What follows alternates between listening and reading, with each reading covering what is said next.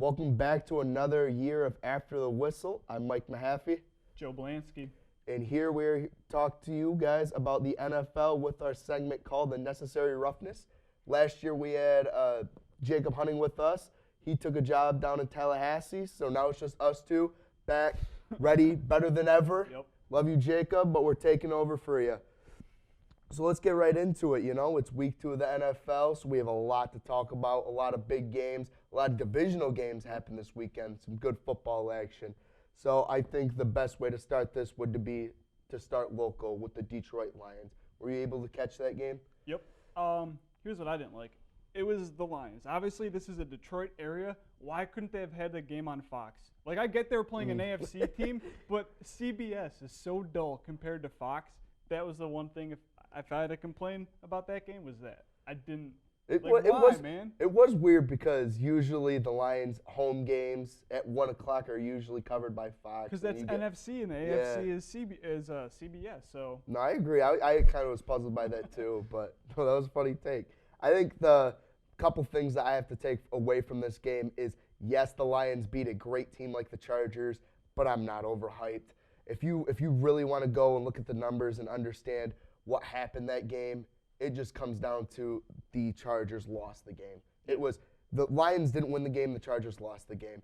Phillip Rivers made some really bonehead mistakes. The interception at the end of the game that he kind of just threw it up for a double, triple covered Keenan Allen and in the corner of the end zone. And D. Slay came with the amazing pick to end the game. He just made some bonehead. And then other things to add to it, the Austin Eckler fumble on the 1-yard line. Yeah, that was bad. And there was just 2 missed field goals, I think it was. Yeah, well, they had their kicking and punting. So, I mean, I think the more of the story is that they kind of just – the Chargers lost the game more than the Lions won the game. I think the biggest story to come away from that game is the big matchup that we got to see with Darius Slay and Keenan Allen. A lot of people were mixed about D. Slay had a bad game. I don't think he necessarily did, because if you look at the stats, whenever he was thrown at, he came away with 2 or 3 pass deflections, and then just came away with that game-winning crucial interception at the end of the game. Yeah, some plays, a great wide receiver like Keenan Allen got him a couple times, put up some decent numbers, but I still think it was a good head-to-head matchup, and I don't really think D. Slay had an awful game. But do you have any other takeaways from that game, or we can move on to your big old Bears?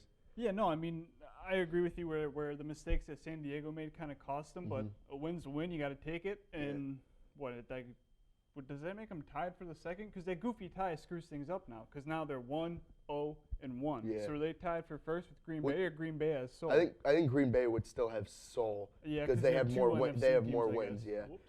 But now we can. Yeah, we're getting excited here. But the one last thing I wanted to say before I go on is just that the second-year safety, Tracy Walker, coming in. If you look at the numbers that he's been putting up, he's been looking great. He's led the Lions both Week 1 and Week 2 in tackles, and made a good crucial interception in the first game. And he's just looked like he's ready to take over that Glover Quinn spot and really to show what he can actually do. And he's been playing pretty well. But moving on to your Chicago Bears, they took on the Denver Broncos. Yep. Joe, run with it. Yeah, I mean, hey, a win's a win, right? We have found our kicker, Eddie Pinheiro. I was really close to getting a jersey immediately after the game, but that's neither here nor there.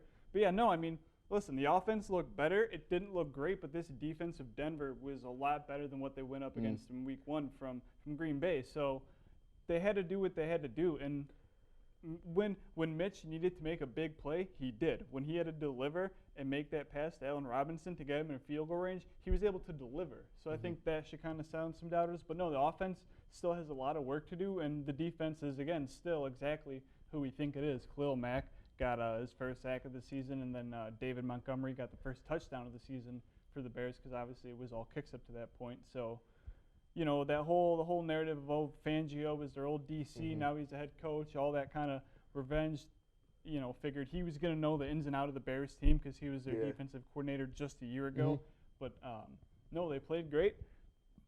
Excuse me, my birthday's tomorrow, so, and that's not a brag. I'm just glad to get a Bears victory, because last Thursday was atrocious. I didn't sleep.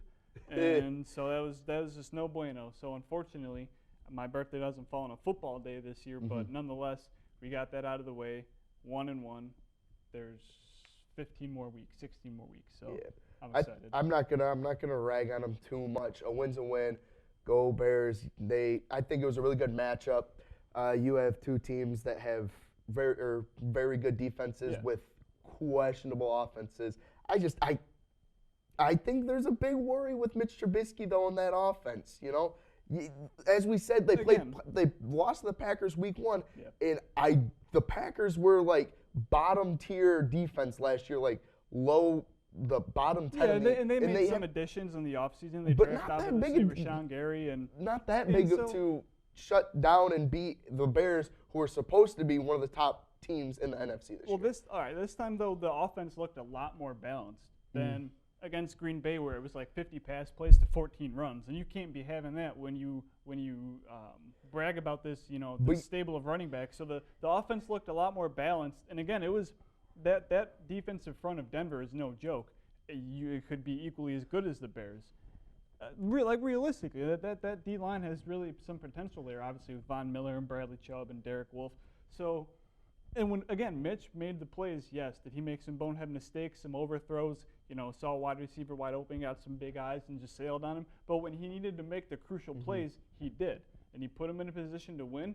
And then we found our kicker, and they won. So, I get it, but I think this is a move in the right direction, though. And if not for just confidence in himself and with the coaching staff, even though I don't think any of that confidence between the coaching staff and him ever wavered, this will be just a good confidence booster. Yeah, no, I agree. It was a big win. It was a little victory, but it was a big win. You didn't want to start the season 0-2. No. Moving on to the rest of the NFC North, there was another big matchup. The Vikings-Packers went off, and as we already mentioned, the Packers came away with a victory, 2-0, leading the NFC North.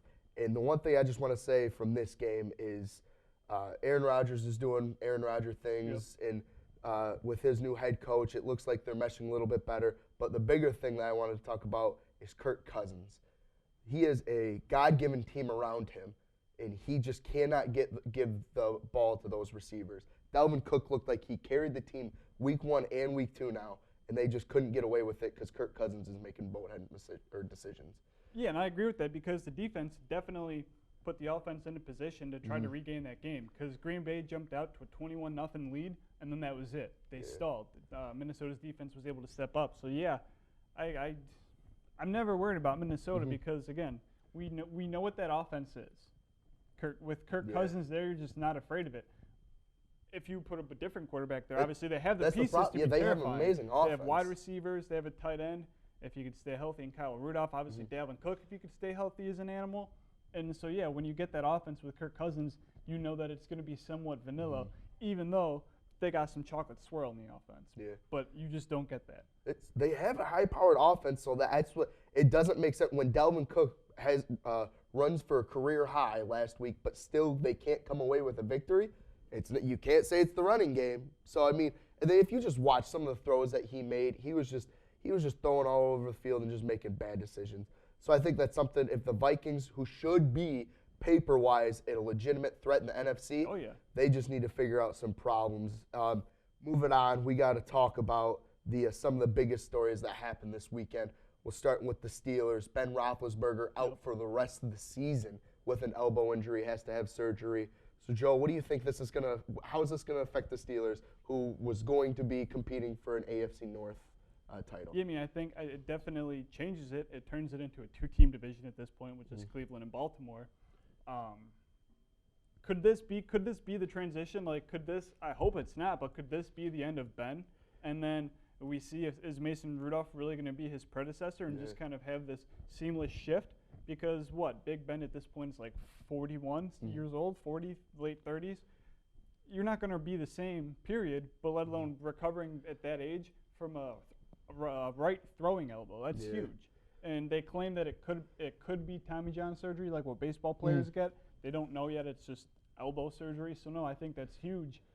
And I honestly think the way that Baltimore's playing and the way that Cleveland has potential, I think you pretty much have to scratch the Steelers off for this year with how competitive that division is. And then moving on to two other big stories is Drew Brees. Yep. Drew Brees is out for 6 weeks now, and we're talking about a top 3 team in the NFC now without one of the best quarterbacks of all time. So you're going to have Teddy Bridgewater starting for half the season now. Do you think that diminishes their chances on what they thought would be a Super Bowl run? I mean, yeah, I definitely think like anytime a player like Drew Brees' caliber goes out, that's huge. Mm-hmm.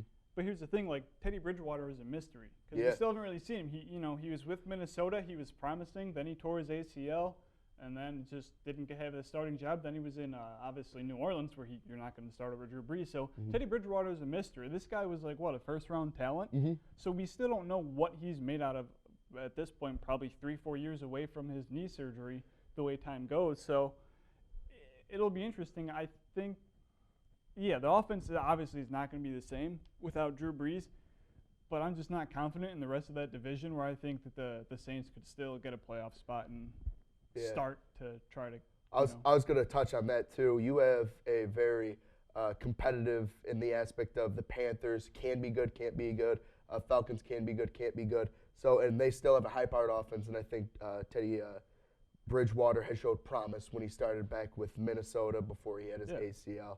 And then the last thing I kind of want to touch on before we wrap things up was the Sunday night football game last night when the Eagles marching down the field and Zach Ertz catches that quick spot route to advance on the 4th down to continue the game so Carson Wentz could continue. He was just short.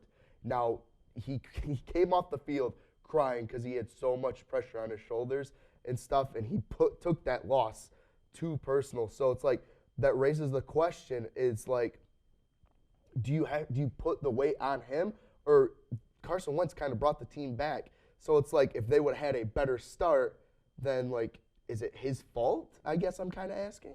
No, I mean football's a fluky thing. I mean it's a game of inches. They call it that for a reason. So no, I don't think he should take the blame. You win as a team, you lose as a team. Yeah. Once you start playing the blame game, that's not you're gonna make a mess of your locker room. You just all for one and one for all. No, I agree. I just wanted to bring it up because I agree with you. You can't. He was the camera showing him crying. He was taking it very personal when he was walking off that field, and I just think for a player like him, one of the best tight ends for many years now, to just come up short like that. I mean, you can't. Stuff like that happens. So we have a lot of big matchups coming up. We'll be talking about the big Monday Night Football game tonight. But till next time, I'm Mike Mahaffy. Joe Bielankski. And this has been Unnecessary Roughness.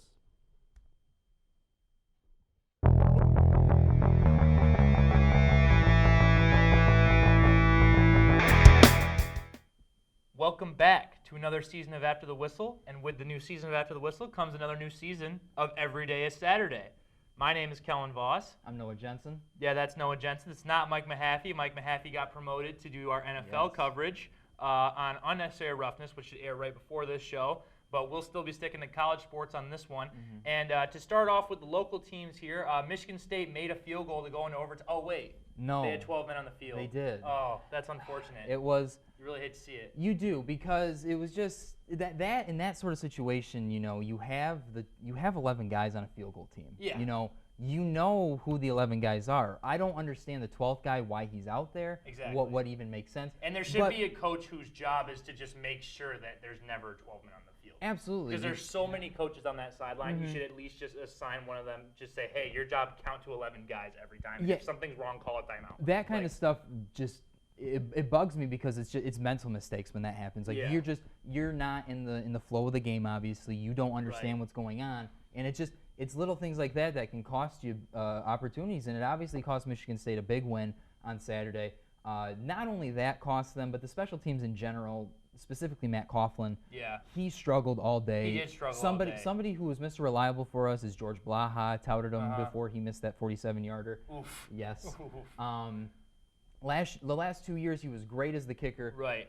He misses 2 kicks from 30 yards early in the first half, and from then on, he doesn't kick the rest of the game until he gets that 42-yarder, makes that like it's from 50, and then it gets called back. He's got to kick it from 47, and that thing's 50 yards left.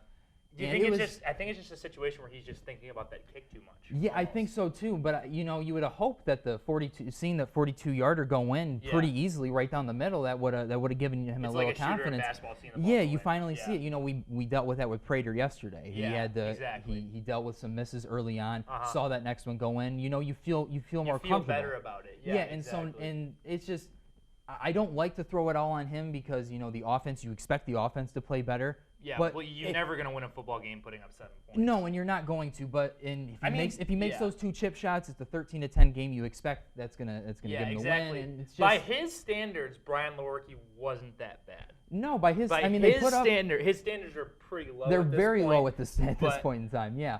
And they put up over 400 yards of offense. Absolutely. Elijah Collins is looking really well as a true freshman running back in that offense. He's a stud. He's a new stud for you guys. Especially with him and Hayward in the backfield. That's a good 2-back set. And Ladarius Jefferson. Those are 3 good backs. Yeah. It's just getting the ball to those guys and getting into the end zone. It seems like even yesterday what the Lions were going through, they get past the 50 and then the offense just sputters. Yeah. It seems like Michigan State has that same problem. They get past the 50 and they're trying to be too cute, trying to get in the end zone. Exactly. I think the philosophy just needs to stay simple for that offense because we saw a couple years ago, Lewerke has the potential to be a very good starter, especially in the Big Ten. Before. Yeah, exactly. He beat Michigan State a couple years back, I believe, or Michigan, I should say, a couple years back.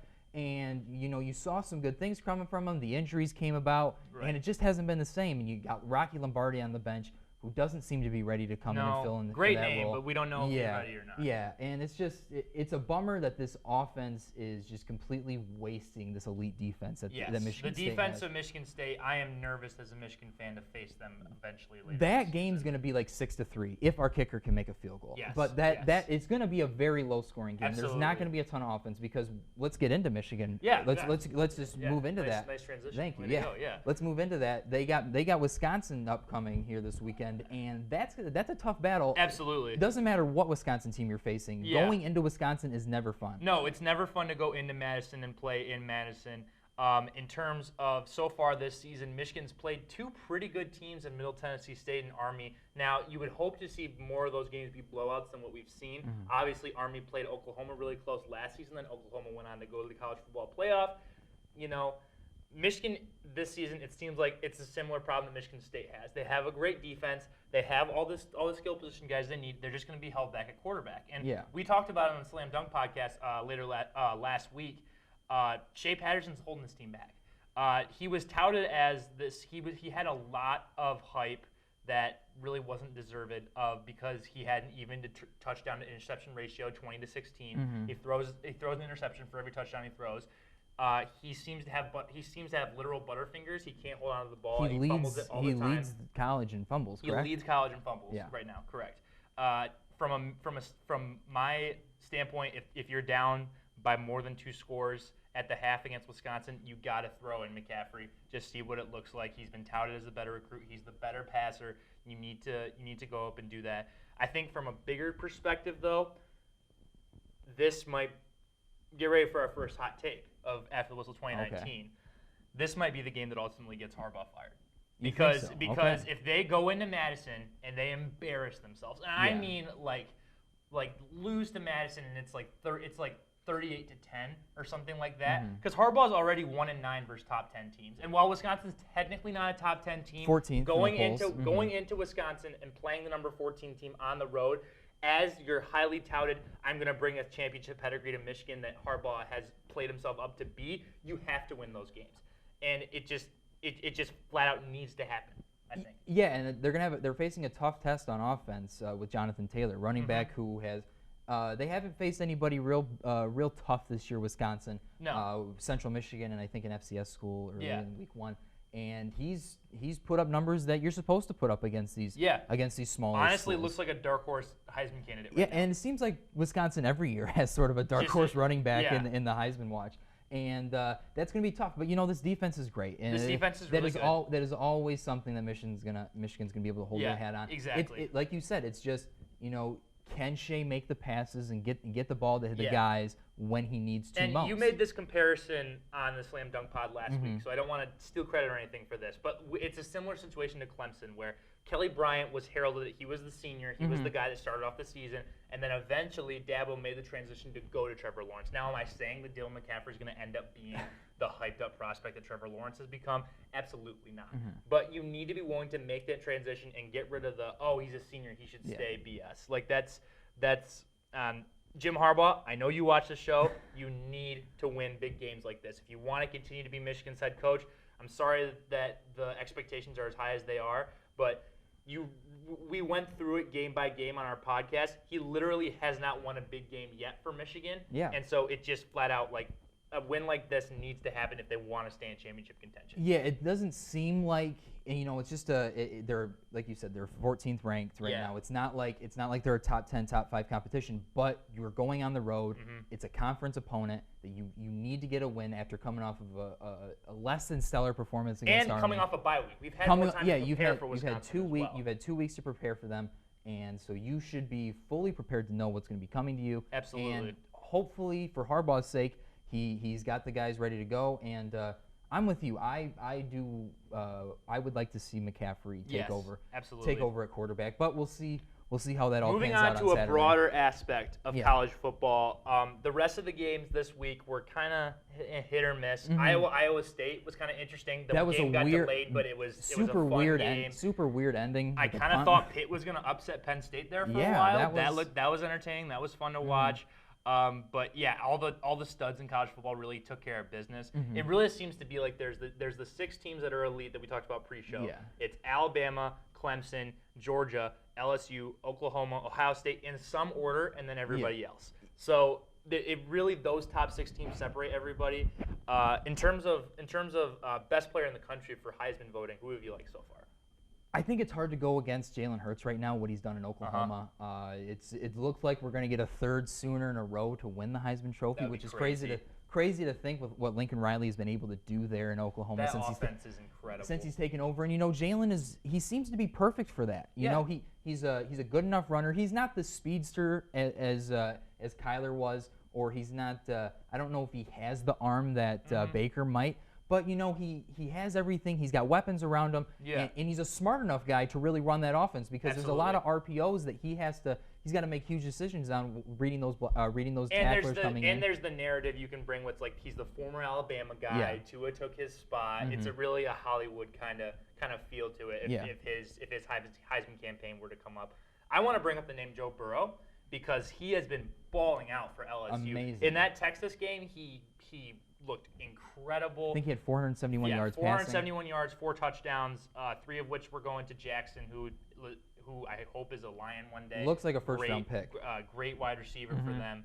Jefferson, I think. Jefferson, yeah. Whatever. See, neither here nor there. Joe Burrow, I think it's him and Hurts right now as the 2 Heisman favorites. Obviously, you can throw in like Tua and stuff if you want. Justin to. Fields looks good. There's guys. Trevor Lawrence hasn't put his name in yet because he struggled early on, but you'd have to assume he's going to pick it up. Yeah, Jonathan Taylor is a dark horse. We already mentioned that. There's a lot of guys, and like you mentioned, there's that top 6 teams. It seems like every year we're getting, since we've had the college football playoff, there's 6 teams really in the discussion every year, and I'm hoping that the committee maybe can change their mind and expand it to those 6 teams. Because it'd be nice to add a game or 2, especially to get some more teams in there. We're never going to complain about more football here. No, we can't. We can't. Never. Yeah, it's those 6 teams at the forefront. I'm excited to see how Michigan plays this upcoming week. State of the week off. I think they have the bye week off. Okay. Well, we will be recapping that Michigan game right here on Every Day is Saturday. Until then, I continue to be Kellen Voss. And I'm Noah Genson. And for all of us here at After the Whistle, all game, all season, always on After the Whistle.